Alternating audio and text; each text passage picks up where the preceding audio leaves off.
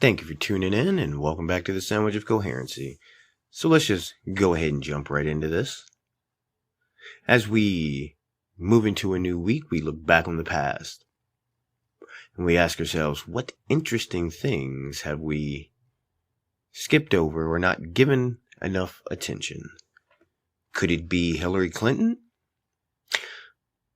Maybe so. Could it be Hunter Biden? More than likely so. Could it be the president? Probably not. I think we go in on him rightfully as we should. But let's catch up on these interesting things that just did not make their way to the forefront as much as they should have. And we'll listen to Maria Bartiromo with Senator Johnson from Wisconsin. We're going to listen to a little bit of that because it's interesting because, for those of you that tune into the show, there's a lot of things he's going to say that we've been talking about and saying for a long time. So it's nothing new to us really. But it's great. I guess it's great that it's coming out in the more mainstream and people are starting to talk about it in a light that's not just quick to say that, oh, it's fake, but let's try and look at this critically and see what this is. This problem with the president's son's laptop is just so much information on it. Why it's on there, I mean, it's just... And the fact that the media agencies, the same ones that spent all that time telling you it was fake and did not to believe it, they just had to jump right in front of it. And the fact that they jumped right in front of it and said, no, it's fake, it's Russian disinformation. Nobody thought that was strange. They were like, see, they said it's fake. What? Have they seen it? No, but I mean, their sources would, oh my gosh.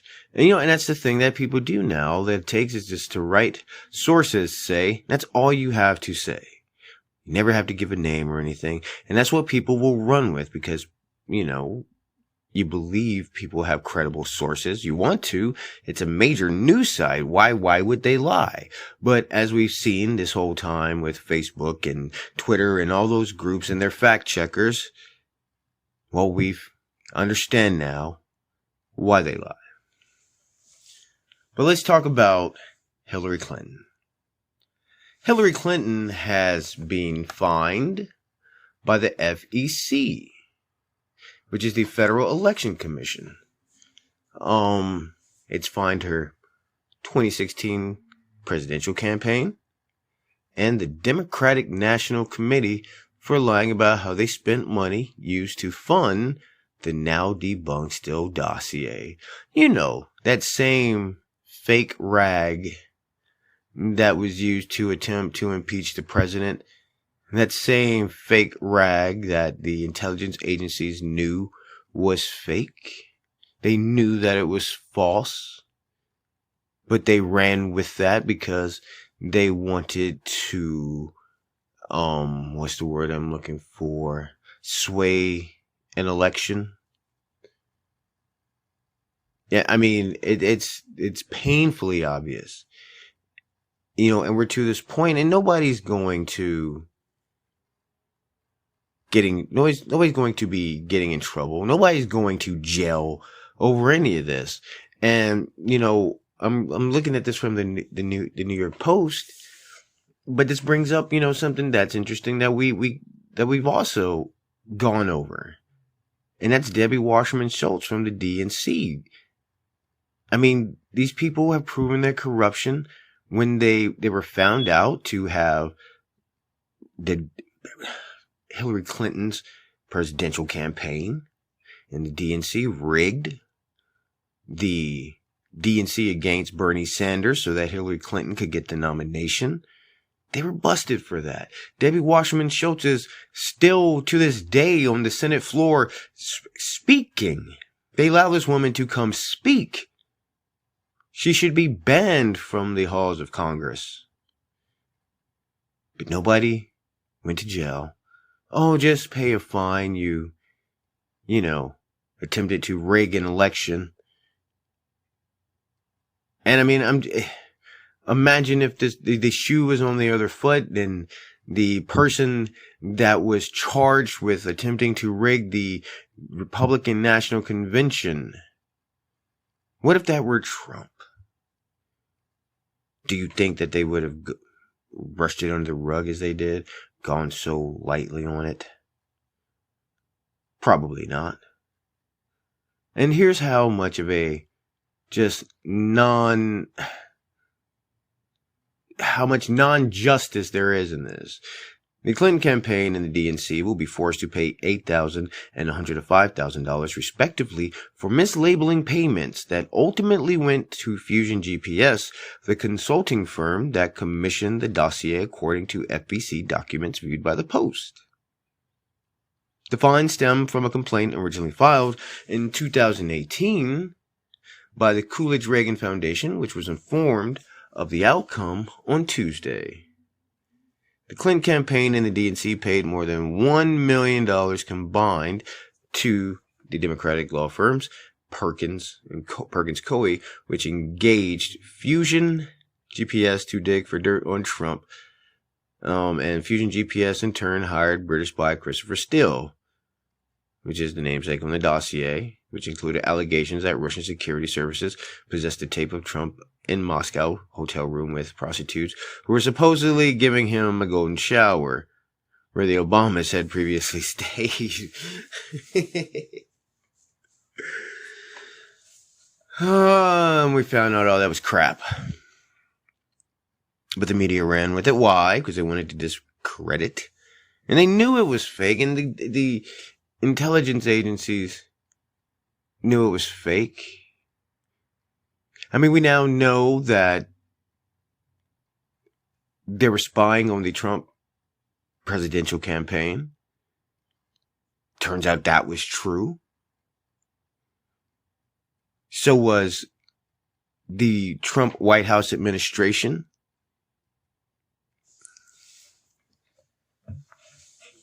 And you gotta think, man, this is terrible. When they give access to the White House computers and servers to a third party, a private company. Oh my gosh, the correspondence coming in and out of the White House being given to some third party.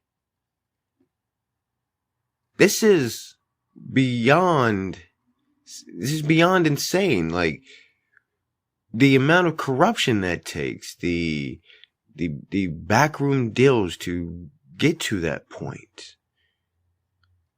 And nobody has gone to jail.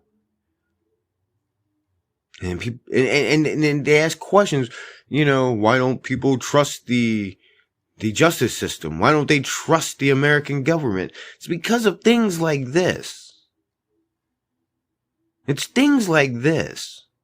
Spying on a presidential candidate, spying on a president as they are a sitting president by their own Justice Department, no less. And guess what? Nobody goes to jail. You've got presidential candidates breaking the law, attempting to rig elections and nominations, paying to push false information to sway an election.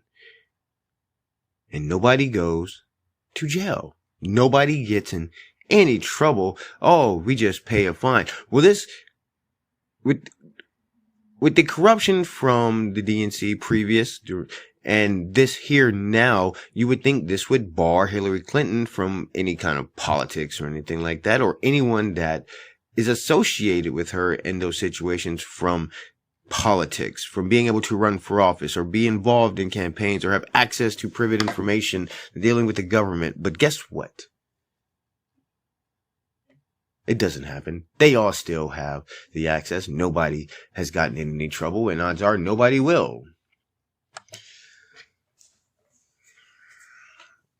So that's another point lost for the Democratic Party. If they were trying to lose the next upcoming elections, I'd say they are going down the right path.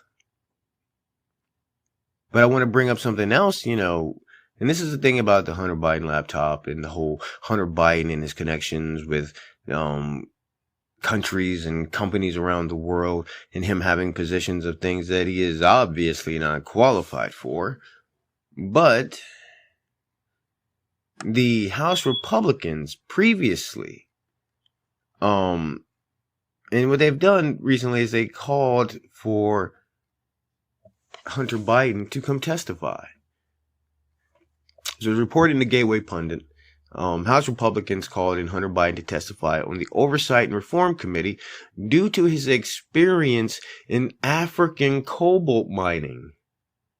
And we talked about that. The cobalt is what's used in the batteries for electric vehicles.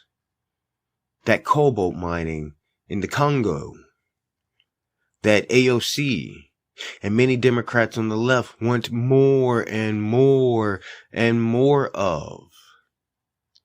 They don't want to mine for it in the United States.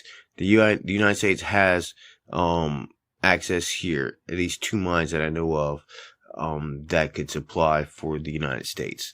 That they exist here, but they don't want to use that. Okay, they don't want to use that. They want to use the labor in the Congo, which at one point, I'm not sure it might still be, but I'm pretty sure it's still up there. But at one point was the rape capital of the world. They want to use cobalt coming out of the Congo, where slave labor to mine it is rampant, where African children are forced into labor to mine for the cobalt so you can buy that electric vehicle. This is absolutely perverse. But, so to continue on, according to the ranking member James Comer, Hunter Biden secured a contract with the Chinese Communist regime due to his expertise on the subject. And according to the report, Hunter Biden and the Biden family has made $10 million or more from their illegal dealings with the Chinese regime, as well as a few other countries, Ukraine, Russia. Then Hunter received like $3.5 million from a oligarch's wife, former Russian mayor somewhere. His wife paid him $3.5 million. So according to the actual letter that was sent by the Honorable Carolyn B. Maloney, the chairwoman for the Committee on Oversight and Reform, House Committee on Oversight and Reform Republicans request the attendance and testimony of Hunter Biden at the April 5th, 2022 hearing entitled, "It's Electric, Developing the Postal Service Fleet of the Future." Mr. Biden is well positioned to inform the committee about issues pertaining to African cobalt mines, a metal which is essential in the manufacturing of electric vehicles. An attorney representing Mr. Biden in connection with the FBI's investigation of his taxes and foreign dealings is copied on this correspondence for your convenience. Please confirm Mr. Biden's invitation as soon as possible. I don't think you need to ask whether or not he showed up.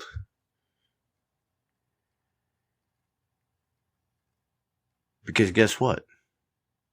We know he's not going to show up.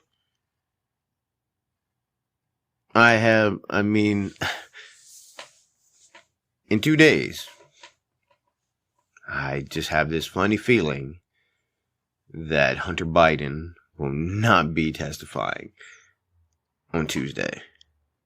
But hey, let's see.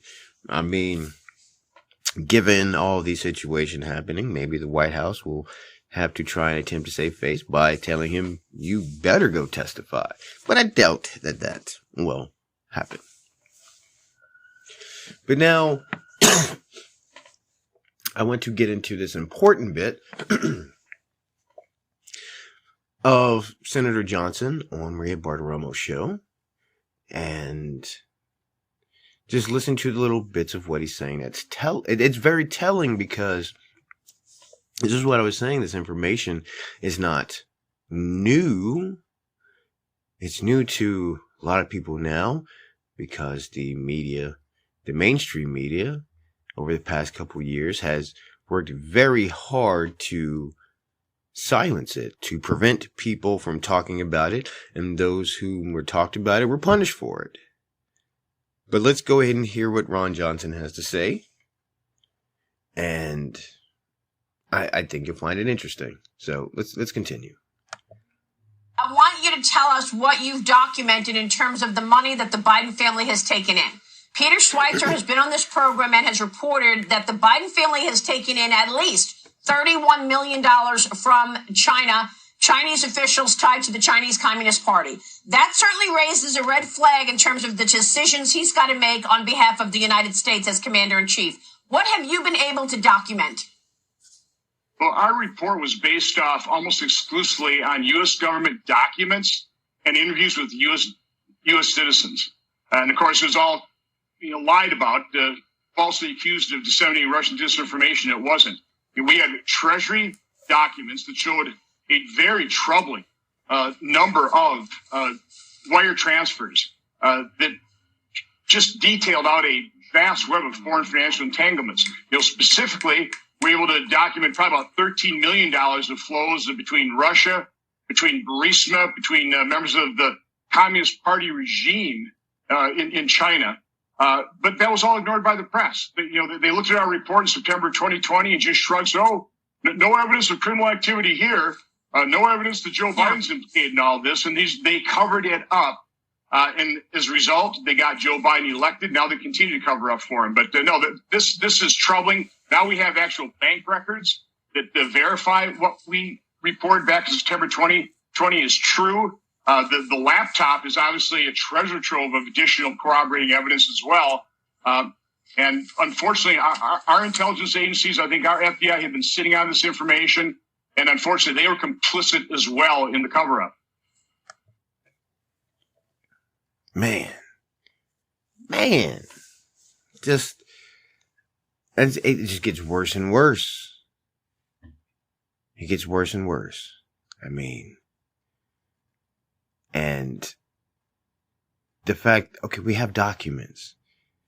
We've got bank transfers. We have tons of financial records, and you still have people trying to scream that this does not mean that the president is compromised. There's no way that any of this could influence his decision making. No, not at all. But that's not all. It gets worse. Senator, I've got your letter dated August 10th, 2020 in front of me.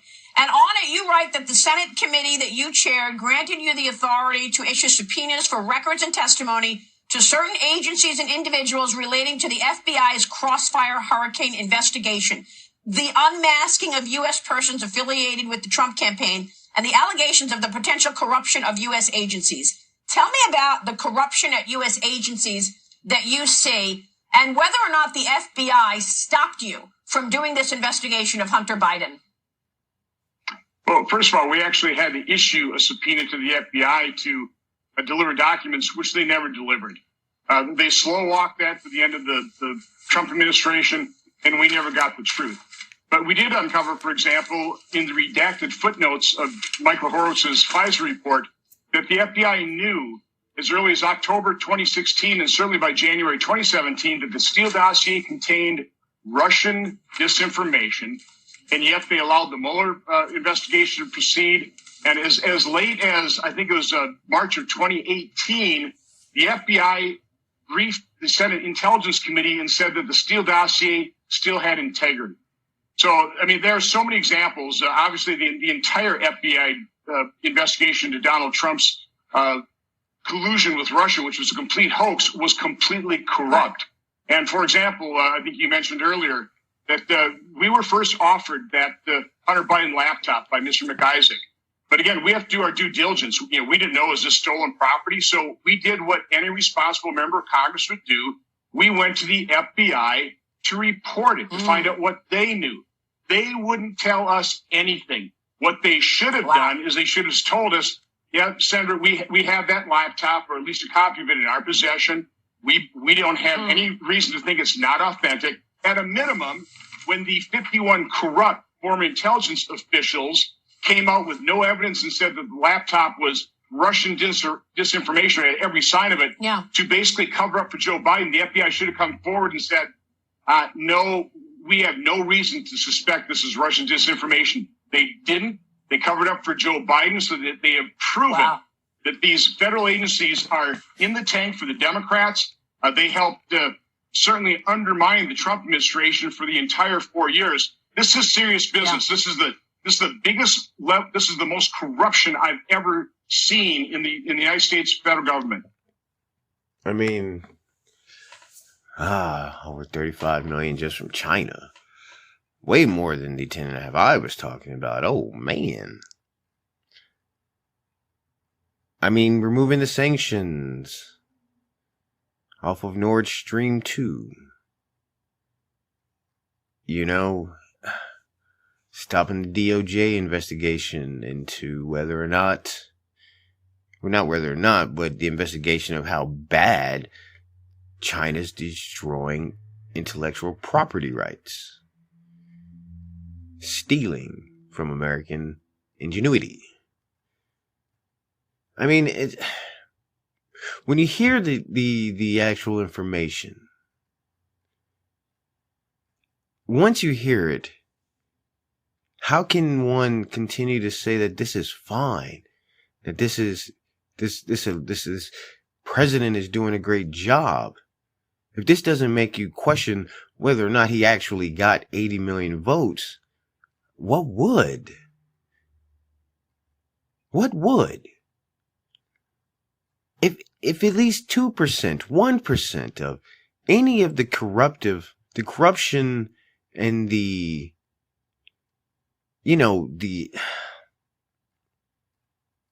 terrible state of things and affairs that are being carried out by the Biden and the Biden family, if any of that, if 1% of that even was displayed by the Trump administration, by the Trump family,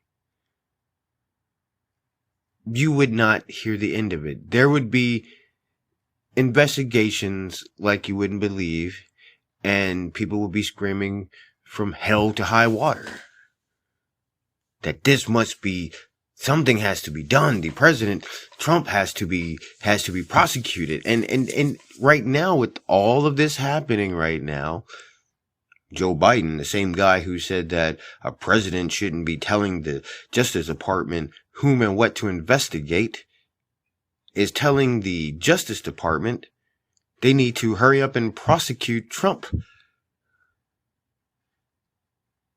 As the White House attempts to move the watchful eye of the public away from themselves. But I don't think it's going to work this time. But there's one last thing I wanted you to hear Ron Johnson say, and I think it'll make the point. And do you believe that the calls, the decisions that President Biden has made as a result of what we're seeing take place on the world stage, Russia invading Ukraine, China trying to overtake the United States as the #1 superpower, are Joe Biden's decisions compromised because of all of the money he's taken in? The China initiative, I remember a string of indictments under the Trump administration that clearly identified people who were surveilling, who were spying on Americans and sending information, intellectual property data, back to the Chinese government. Is that not happening anymore? I don't understand. Why cancel the China initiative? Why won't the DOJ now investigate intellectual property theft any longer? But you have to be suspicious of that. And remember, what was all underpinning the whole Russian collusion with Trump hoax was the media was so concerned that if Trump had any ties with Russia, that would undermine a Trump presidency and allow for blackmail. And here you have a treasure trove of evidence that Joe Biden actually is compromised. He actually has all this vast web of connections in China, in Kazakhstan, in Russia, in Ukraine. and yet the media just turns a blind eye toward it. This is corruption at the highest level. And that's the reality of it. You know, again, like I said, here you have Senator Johnson now talking about it. And many more have been talking about it for a while now, you know, but I'm glad it's finally being able to make its way onto the mainstream news more and more in the forefront. The problem is that, you know, you're going to find this on more of the right-wing talking points, those kind of shows. The New York Times can talk about it. They have been talking about it as they try to get themselves ahead of it. So like I said before, so they don't look as terrible as they are. Same with the Post and everything. But the people that tend to read those, especially those on the left, won't believe it. They still won't believe it. They'll still turn around and say, well, what about what this guy did? What about this? What about what this guy did? And I don't know if they think that that makes up for the fact that their leader that they voted for is doing such a terrible job. I mean, we can't keep going and try and saying, what did that guy do? When the guy that's doing it right now is doing 100 times worse. And we're probably 2 years in. And to think we have to wait until 2024 to vote on this. It's a scary thing if you think about the damage that has been done to the United States by the White House administration in just this short amount of time. Just imagine what they could do if they don't lose any seats or keep all their seats and gain more. If they don't lose any seats this November, just imagine how much more damage that they could do. It's a scary thing to think about, but I'm thankful and very happy that many Americans are opening their eyes to the truth of what's going on and starting to see it more clearly. And that gives me hope for the future of the United States and the world at large. So I believe we will make a change.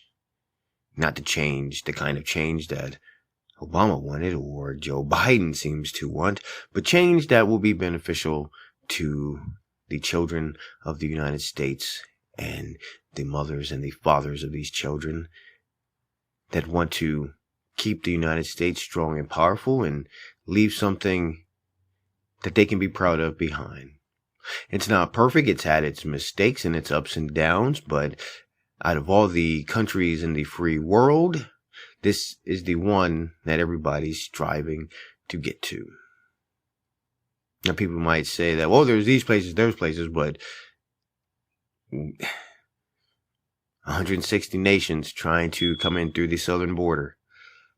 The United States is on pace to begin, shall we end Title 42, 21, up to almost 20,000 illegals crossing the border. A day. No, not yeah. A day. Oh. I mean, the United States is bringing them by the millions on a regular basis. And again, like I said, I know it's not perfect, but the dream of being prosperous and survival, people from all around the world are risking their lives to get here. I know they're risking their lives to get to other places, but we're talking about the migration problem in the United States.